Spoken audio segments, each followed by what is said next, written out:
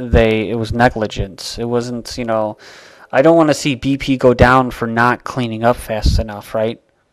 Because that's just complete BS. It's not the cleanup that I'm worried about. Well, yeah, okay, yeah, it's the cleanup, right? Do something, do something, do something. They should have an invested interest, right? But they don't. And that's how, like, when you look at the whole picture, that's why it makes sense. Is because if you just look at it from that narrow frame of reference, or that, you just look at it from the sheep standpoint, and you're just like, oh, what are they doing? Why isn't BP doing anything? Why aren't they cleaning up? Why aren't they cleaning up? And, they should have an invested interest. They should want to clean up this oil and save money, but they're not doing it. And it's like they're just letting the people watch. This is one of those big things. This is a pretty big deal, because not only is it going to be, this spill is going to be a big deal, and now whatever else they do, as far as the Salt Lake City oil spill now, and whatever else they decide to do to get everybody focused on this environmental issue and this cap and trade, and oil's bad, and we're evil humans, and we're greedy, and whatever else. This spill, or these spills, are there for the world to watch and feel guilty. And so the problem has already been done. They created the problem. We have been in the reaction stage for, God, what is it? When did this spill happen? In mid-April or something like that? We're about, a month and a half from when the spill started, at least.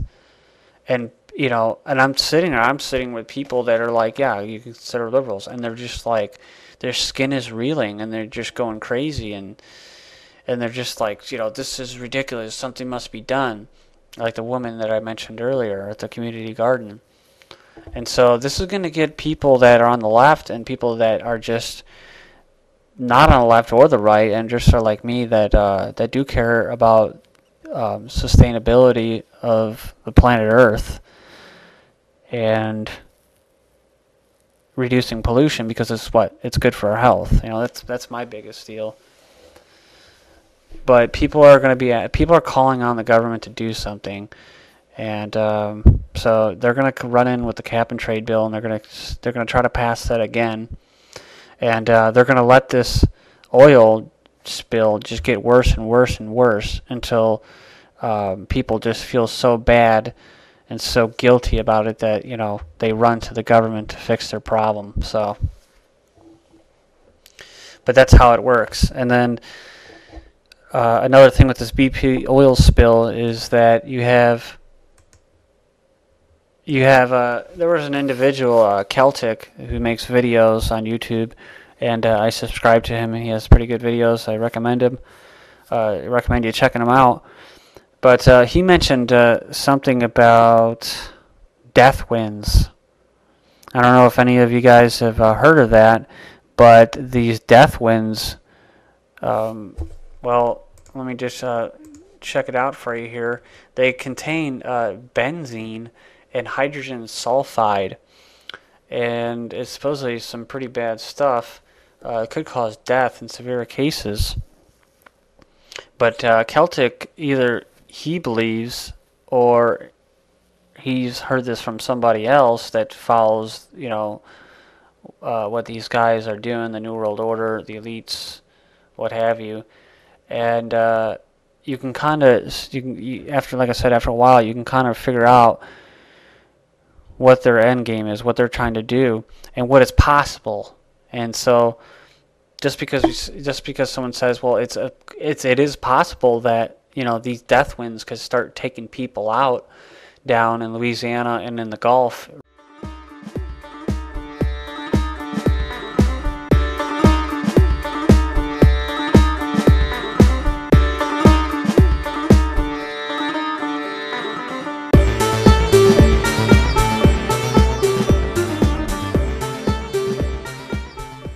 Region, and that would be enough reason or enough justification to start evacuating people. And then you got the National Guard, then you got The FEMA camps going up, as people like to call them. I just call them national emergency centers because that's what they call them.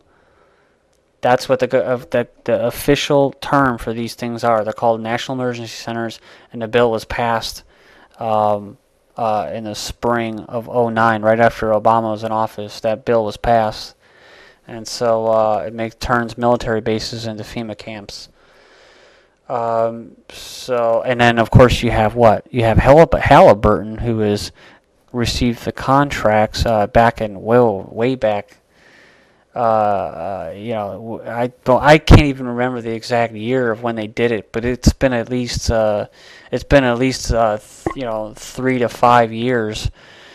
Halliburton was signed a contract with the government, and basically, in conjunction with Homeland Security, and that they were going to be building these national emergency centers, and I believe that's what they were calling them too before the bill was even passed last year, to build and erect these FEMA camps. So they do exist, and it just depends on whether they declare a national emergency. See, and that's one of the little tools that they have in their arsenal, as well as the national emergency card. And when you start hearing the phrase national emergency on your little brainwashing tube, on your little brainwashing box, or in your radio, beware, because when you hear national emergency, it's not really a code word. It's just that's how they legitimize declaring martial law. So when you hear national emergency, just think checkpoints and FEMA camps, roadblocks, those things, those types of things. Just be wary of it, because we're technically still in a state of national emergency from 9/11. It was never repealed, so it brought down. So we're still technically in a national emergency with the economy.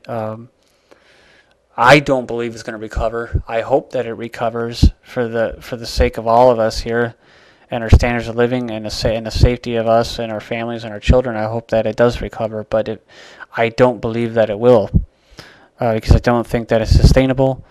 With as long as the government keeps spending money that doesn't exist, and that they have no way of really getting to pay back, there's no, and the government in general expanding, and people making less money and unable to pay their taxes, their property taxes, their sales tax, their income tax. That's just a recipe for disaster. So, but just going back to those camps. So now, I just read an article that was stating, according to local news down in Louisiana, that they're being met by private contractors. They're not being allowed in a large area on the coastline in the Gulf to report on what is going on. I mean, it doesn't have to be a security issue, but they're saying that it is, right? Because that's how everything else is. Like I said, it's when they declare national emergency, the other buzzword or code word it's for national security, right? Because that's how everything will be. It's for national security. It's for protecting. It's not for protecting you. It's for protecting the establishment. So national security means protecting the oppressors, the slave masters, your rulers, and the big boys. It's not for you. It's for them. So they're protecting their own interests.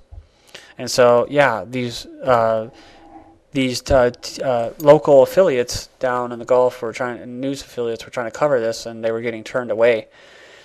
And so it just doesn't smell right, guys. It just doesn't. It does not smell right.